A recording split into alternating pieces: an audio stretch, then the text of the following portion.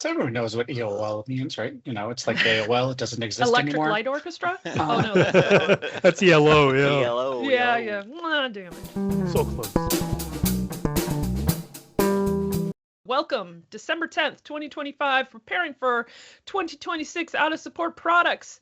Thank you for joining the Simpraxis team. We are all here except Mark, who had to reboot his machine. If he shows up, he shows up. If not, and not.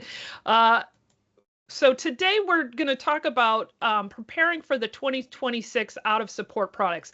We've spent some time over the last year on Ask Simpraxis covering bits and pieces of everything we're going to talk about today. So we're sort of rehashing things, but it feels important because a lot of stuff is going to happen in the first quarter-ish, plus or minus, of 2026 that everybody needs to be aware of. So it felt like consolidating all that content into one episode of Ask Simpraxis was a really good plan.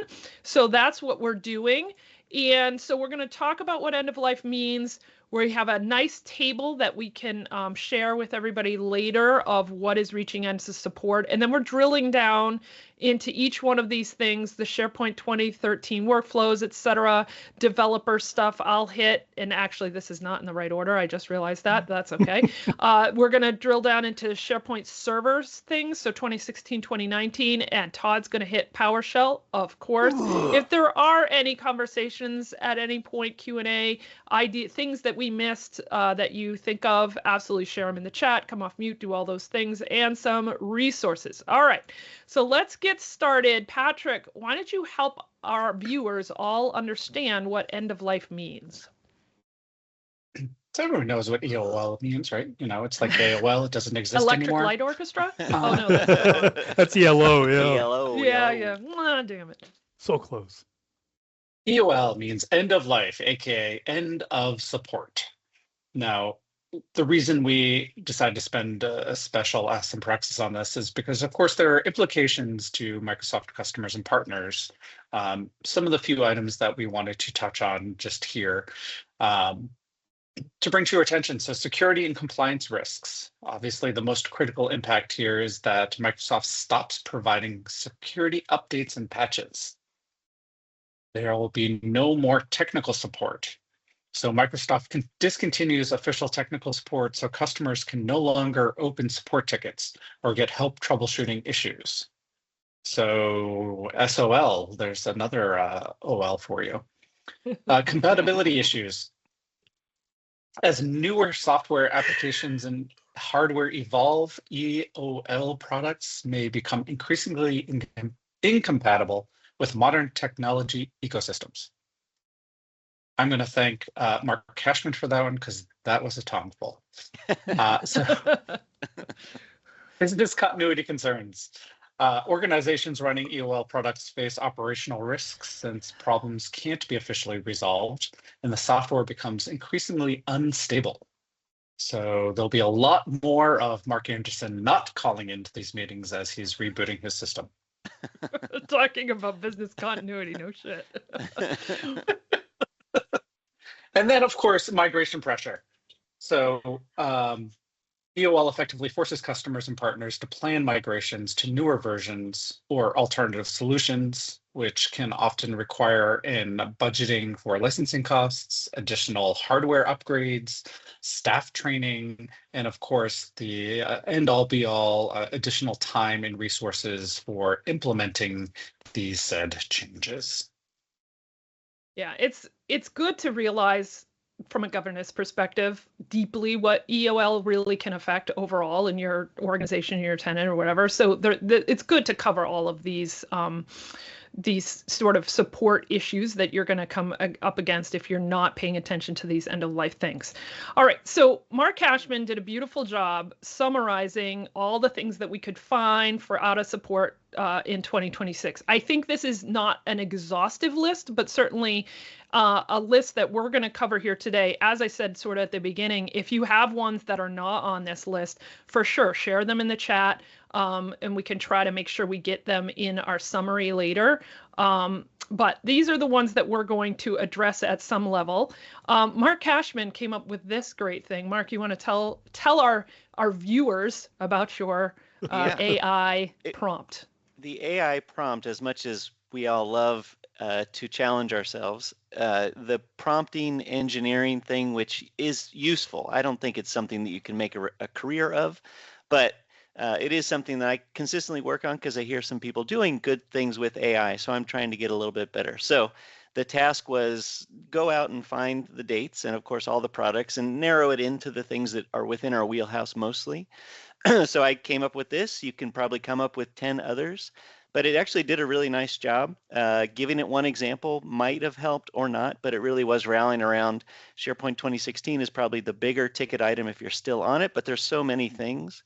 And it really was surprising what it came back with. So we put it in here because if you want to do it, you can do it for next year and the following year, or do it with another part of Microsoft and just narrow the scope to just Azure, or maybe just Power Platform, or whatever suits your fancy. The little hidden thing that's on the edge of the table is the other area that just help validate, am I getting the right information? And also is the AI Copilot, and I think I used a little bit of Claude just to test it out. Is it accurate? And we hope so. But the article that's in there that should be a live link for you is where it says ending support in 2026. That is the official Microsoft Learn article. So a little bit of a combination of making sure I was getting the right information, but also fun to see the kinds of things you can do, which is this is a pretty easy one for any AI system. Grab some information, put it in a table, and format it in a specific way. Yeah, it's cool. Mark Crispin is shared in the chat a sort of another Microsoft resource similar for the lifecycle policy. So that's an interesting extra resource we've got there in the chat. So that's awesome. Thanks, Mark, for Awesome. the third Mark I have to reference for sharing that. Oh. All right, Mark Cashman, you want to cover our server products? Yeah, I think this one is pretty straightforward. You know, the biggest thing is stop using it, get off it, move to the cloud, or double down on the extended version of SharePoint. The main thing, though, is it is really happening. It's been one of those that you might be surprised about the 2019 part of it, but really the code base is very similar. It is a lot of what the cloud is running on, but you should just know the same as what Patrick walked through. They really mean it now. There will be no security patches, bug fixes. They're not going to take any special requests. Even for very large customers, they've been pushing back for quite some time. Maybe if you've got a 3-letter acronym type of environment, then they might make some assessments, but I think it really is, it's happening. So there's a great tool that's been around for a while. You probably can tell me more about it if it's actually not just useful, but has been updated so that when you go and run a tool of can we migrate X and Y to the cloud, that's pretty important. You want to run that exercise anyway to maybe not take everything to the cloud or move everything to the extended subscription edition. Most likely customers have already gone through this exercise. I did have one customer, it's not a greenlit project, but part of what they were investing in was getting off of SharePoint 2016. And so part of the project was a migration phase, and the other part of it was get comfortable in the cloud phase. So they knew about the date and they were working towards it. So just a reminder that that is happening. So once you land in the cloud, whether it's from SharePoint 2013 or if you've got any lucky people out there, SharePoint 2007 or before, the cloud is very different. So make a part of your plan to adopt so that people are aware of what's different about the SharePoint environment, the features, the functionality, how it interacts with all the other apps, and really how it is run in the cloud is very different, especially if you're an administrator. Then you should get up to speed on what's different and maybe some of the things that you won't do over time because there's a lot less to manage once you get there. So it is an opportunity to take advantage of all the newness, to modernize yourself with the migration. It's sort of, you get it for free once you get used to it. And there's also, I think this was an add-on, but a good find, the Office Online Server, same as the one that was in the list for Project Server, is also tied to the work stream. So that if you've ever had the Office Live element on-prem with PowerPoint and Word and Excel, that is also going into retirement. So bank on the cloud, move to it, get happy with it, but make a really good migration plan and get yourself comfortable. Yeah, I think, go ahead, Todd. I was gonna say I threw that last line in for the Office Online Server. That one Mhm. kind of was jarring because unlike SharePoint, there isn't going to be a current version after this. Like you can move to SharePoint Subscription Edition and stay with that for the foreseeable future. But for the Office Online Server, they're just retiring it and it's just done, just gone. There's not going to be a new version. Yeah, and I think similarly, and so this is where I was going to go with it. I think there's a small subset of people who, for whatever reason, cannot move to the cloud for regulatory reasons, data sovereignty issues, whatever it might be. Yeah. And so this is a pretty big deal, and from the sense that they've got to move to that subscription edition.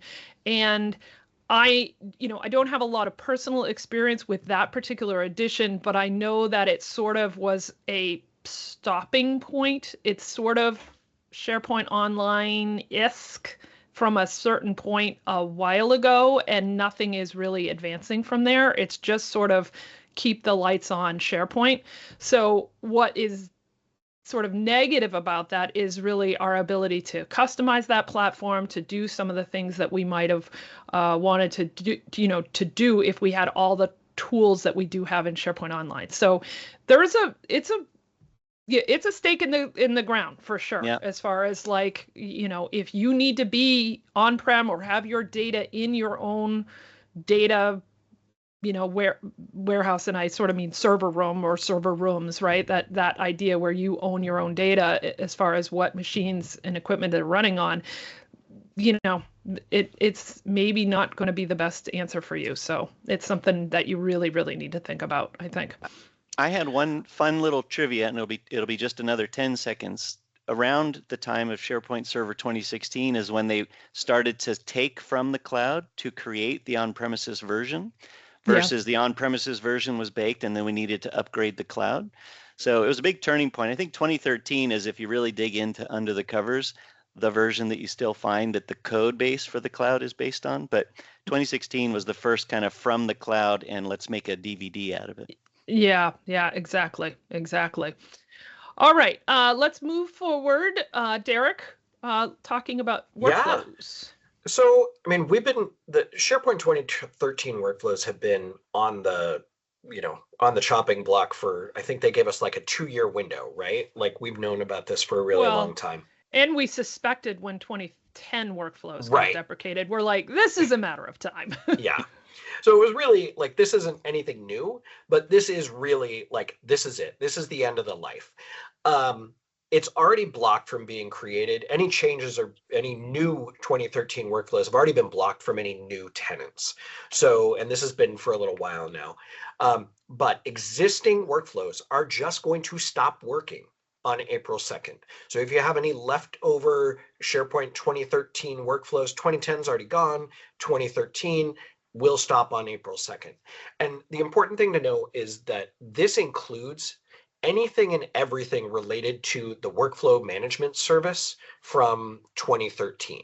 So if you've got any REST calls to those APIs, if you've got any connections to project server workflows that are connected to any of that, all of that is all wrapped up in this. So that entire engine is getting shut down on April 2nd.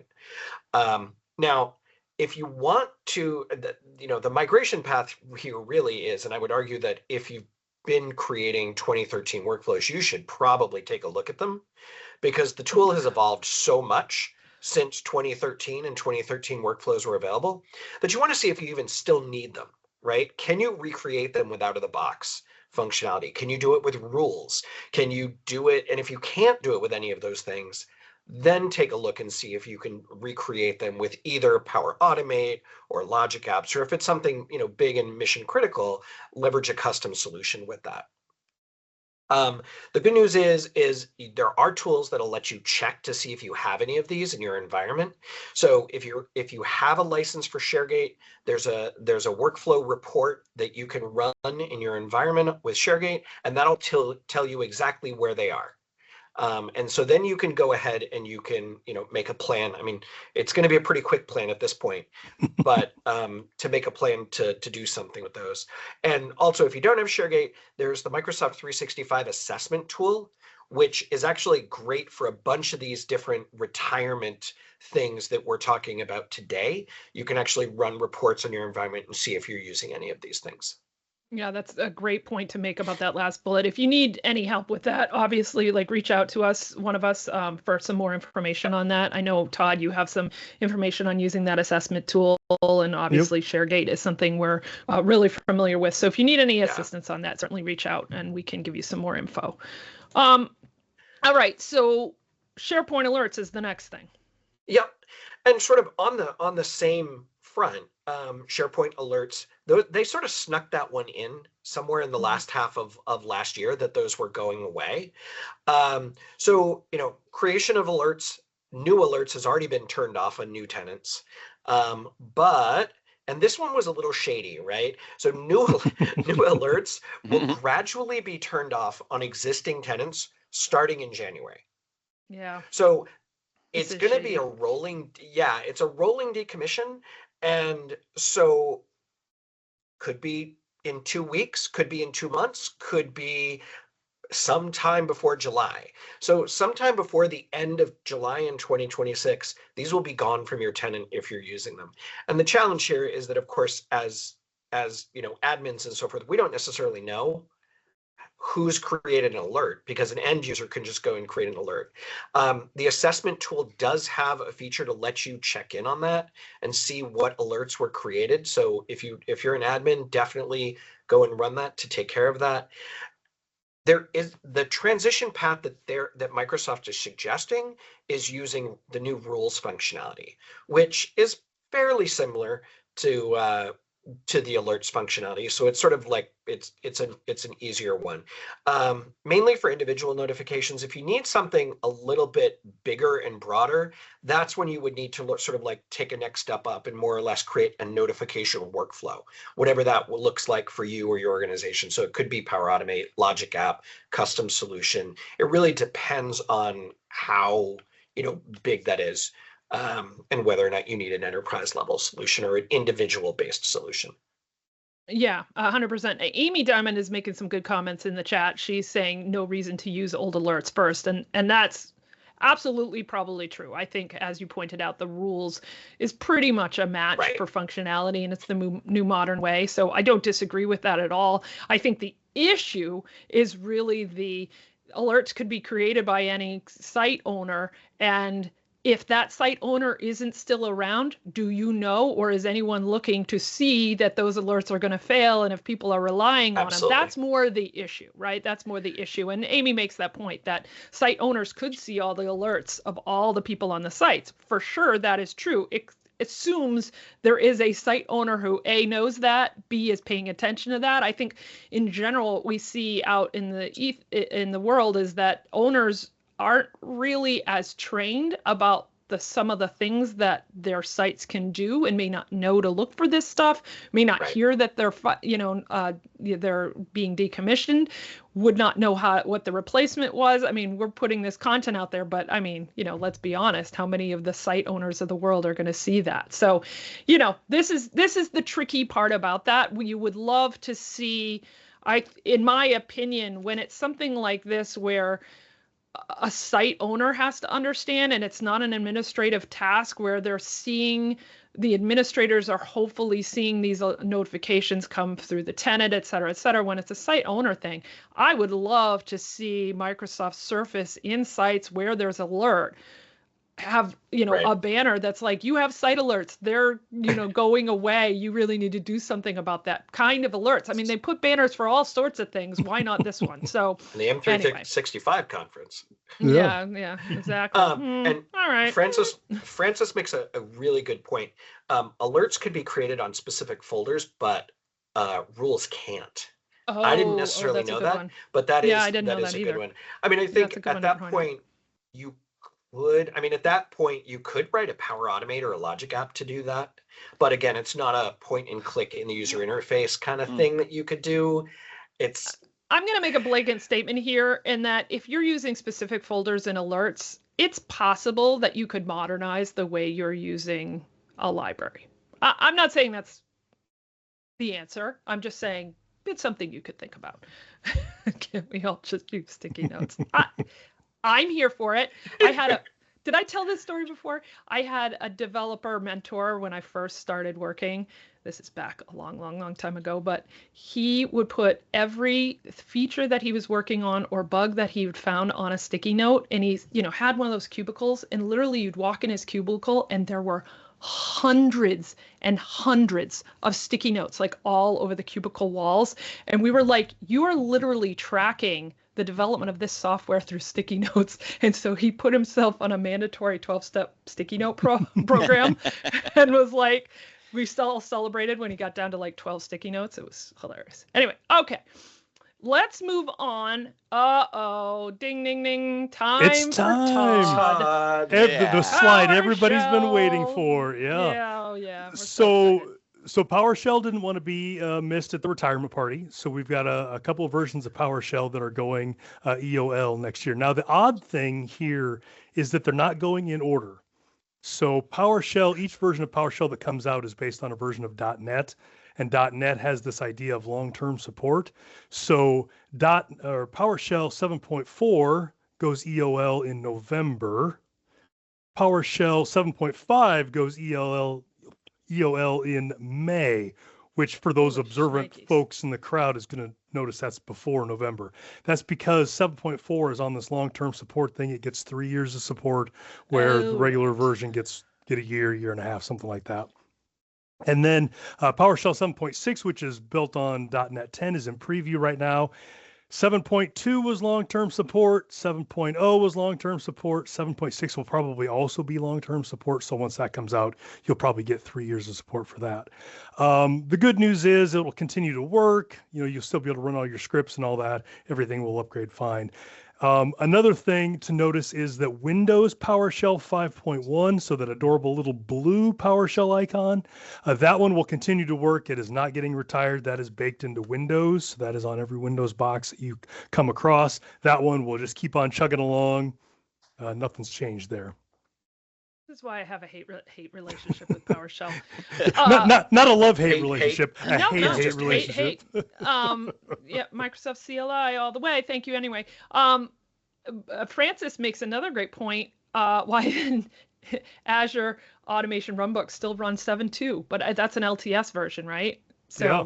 But man, wouldn't that, if 7.4 is end of support in November of 2026, wouldn't 7.2 be dying pretty darn quick? Pretty darn soon. Fortunately we need for you, yeah. 7.2 went out of support in November of 24, so a year ago. So how the heck is that even?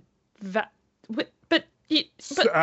thing with I get it. Yeah, that's and that is, he brings it out that up. That's a problem because with the PNP PowerShell 3.0, it requires 7.4 or greater, and so you get this thing. So then you just got to load one of the 2.0 versions to get and hope that what you need is in there. I just, look, Mark Anderson can't talk. He's trying. he'll be back. It's not as fun as when Todd can't talk, but it's still fun. I don't know. This is pretty fun. I'm enjoying the Mark not being able to talk. All right. I'm with you. All right. I'll handle a few developer things, although I know our developer crowd is really thin. This is more of a, you should just know about it. So consumption-based Azure functions. So let me try to not be too technical here, but Azure functions are a way that we can run little blobs of code in Azure. And so it's the sort of that when Derek was talking about your workflows and making a custom solution, often that custom solution, when you move away from Logic Apps, is to use an Azure function to build your workflow in some way. And there was originally there's premium Azure functions, but there was always consumption-based Azure functions. And then not too long ago, maybe a couple of years ago, they introduced Flex Azure functions, which are also consumption-based, but they're a little bit more robust. So as of September 2026, like September 14th, consumption Azure functions are quote unquote deprecated. So we're seeing some alerts that basically like, you have consumption-based Azure functions. We'd like you to move them to Flex. I'm going to tell you as a developer, that's a great move. You want to do that. They're they're better, faster, stronger, and give you more flexibility. So absolutely, it is some work. And if you've built up a CI/CD pipeline for those deployment, it's actually really easy work. But if you haven't, there is some work to moving to that flex consumption. So just know about that. Azure Function Node, if you're writing Node.js, Azure Functions, Node.js 20 support was deprecated as of April 30th. You can move to the LTS version Node.js 22. So that's your new move there. And then sort of, we've talked about this before, but SharePoint add-ins and Azure ACS, which are essentially linked hand in hand. Azure SharePoint add-ins work because of Azure ACS.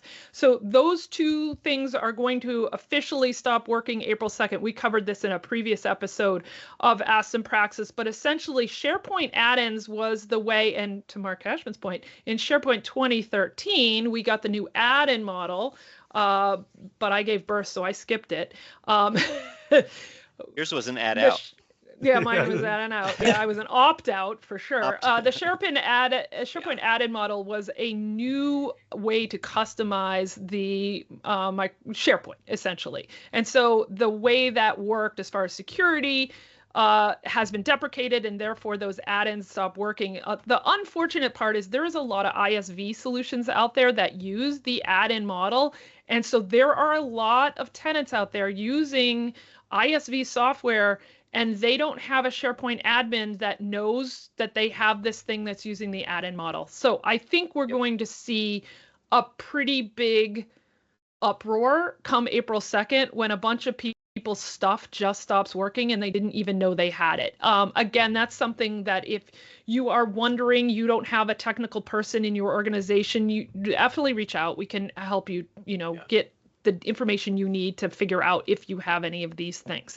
And then last but not least, CSOM, which was, again, back to 2013 and before, when we were building farm solutions instead of client-based solutions, we would use CSOM to do that. And so the legacy CSOM authentication model, which was simply a free text or plain text username and password to do the authentication. God, that's secure, not.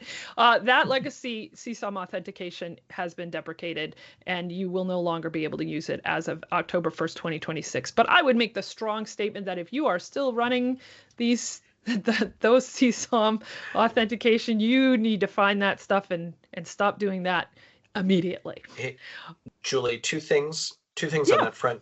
Number one is the assessment tool.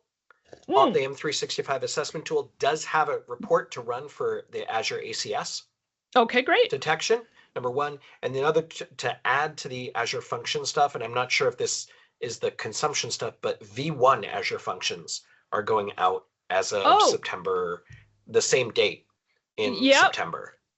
Flex consumption Azure functions in V1 never existed. So I think it is sort of related, but yes, not totally, right? It's sort of the same way SharePoint add-ins and Azure ACS are related, that is related. So that's a very good point. If you have any V1 Azure consumption functions, you need to get those moved up. But if you're going to do that, then just move it to Flex consumption. Right. All right, great points. Great points. I haven't been watching the chat, so not sure if there's more. Some resources, everyone. They're links. They're live. You can get to them. Okay, what's happening next? We're at the end of time here, so very key, very important. No Ask Some Praxis on December 24th, 2025, day before Christmas. Obviously, that's probably obvious. The next one, kicking off 2026.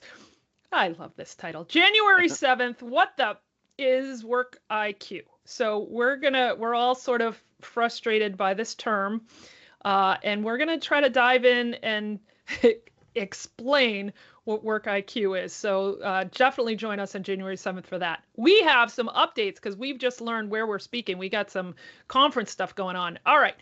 Patrick is going to be a speaker at Microsoft 365 Community Days in DC in January. That's awesome. Woo! Glad to see you going there.